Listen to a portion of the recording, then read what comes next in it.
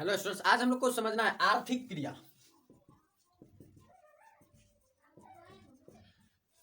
आर्थिक क्रिया को समझना है, इससे पहले हमको दो पॉइंट समझना होगा। एक होता है आवश्यकता और दूसरा पॉइंट है साधन। आर्थिक क्रिया को समझने से पहले हमको समझना होगा आवश्यकता को, जिसे हम अपने जरूरत भी कहते हैं। उसके बाद है साधन। इन दो पॉइंट को समझना होगा। ये दोनों एक दूसरे की पूरी तरह से इन्वर्स होता है, विपरीत होता है। जहां पर आवश्यकता इंसान की आवश्यकता असीमित है, इंसान की आवश्यकता को कभी पूरा नहीं किया जा सकता। तो क्योंकि उसकी आवश्यकता तो बहुत ज्यादा होती है, क्योंकि एक अगर आवश्यकता पूरी होती है तो वहीं पर दूसरी पनपने के लिए तैयार रहती है। इसलिए हमारी जो आवश्यकता होती है, मनुष्य की जो आवश्यकता है वो असीमित है, लेकिन साधन उस आवश्यकता को पूरा करने के लिए जो साधन है वो सीमित है। साधन की मात्रा जो सीमित है कि मान लीजिए कि हम अगर चार परिवार फैमिली में, मान लीजिए हमारी फैमिली में 4 मेंबर्स हैं, उसमें से मान लीजिए हमारे पास 1 किलो आटा है, उसी से हमें रोटी बनाकर खानी होती है। लेकिन ये जरूरी नहीं कि कोई 4 खाएगा, कोई 5 खाएगा, कोई कितना भी खा सकता है। मान लीजिए आज 4 खाया तो ये जरूरी नहीं कि वो रोज 4 ही खाएगा, आज हो सकता है वो 6 खाए। तो इसीलिए इंसान की जरूरत आवश्यकता सीमित नहीं है, वो आवश्यकता असीमित है। लेकिन हम साधन सीमित है कि उसी 1 किलो गेहूं से हमें सबको खाना है, अपनी आवश्यकता को पूरा करना है। तो ये कहने का अर्थ है कि आवश्यकता असीमित है लेकिन साधन सीमित है। लेकिन जिस प्रकार से हमें उसी 1 किलो गेहूं में हमें किसी भी तरह से अपनी आवश्यकता को संतुष्ट करना होगा। तो यही आवश्यकता को संतुष्ट करने के लिए हम पूरी क्रिया करते हैं, और यही आर्थिक क्रिया कहलाता है।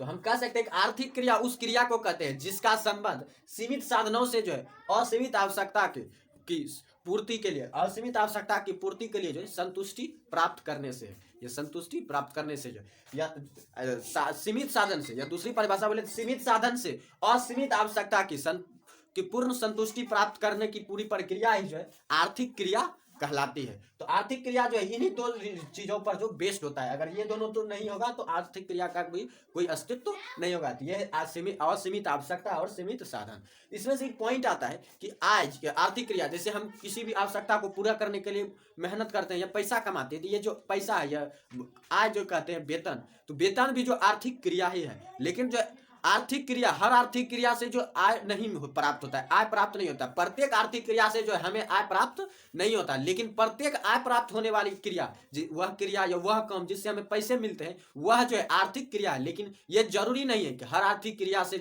हमें पैसे प्राप्त हो, क्योंकि उपभोग करने की क्रिया, कोई वस्तु हम ग्रहण करते हैं अपना स्वास्थ्य को ठीक बनाए रखने के लिए, हमारा भोजन करना भी हमारी आवश्यकता है। तो हम भोजन करते हैं, हम किसी वस्तु का उपभोग करते हैं, उससे हमें कोई आय प्राप्त नहीं होता, कोई पैसे नहीं मिलते, बल्कि हमें पैसे का नुकसान होता है। तो वहां पर पैसे नहीं मिलते हैं, फिर भी उपभोग करना एक आर्थिक क्रिया है। उपभोग करना भी आर्थिक क्रिया है, क्योंकि वो भी हमारी जरूरत को ही पूरा करता है। भोजन हमारी जरूरत को ही पूरा करते हैं, इसलिए भोजन करना या उपभोग करना आर्थिक क्रिया है। तो इसलिए आर्थिक क्रिया सभी आर्थिक क्रिया आय का सृजन नहीं करती, लेकिन सभी आय प्राप्त होने वाली, सभी आय देने वाली आर्थिक क्रिया आर्थिक क्रिया कहलाती है।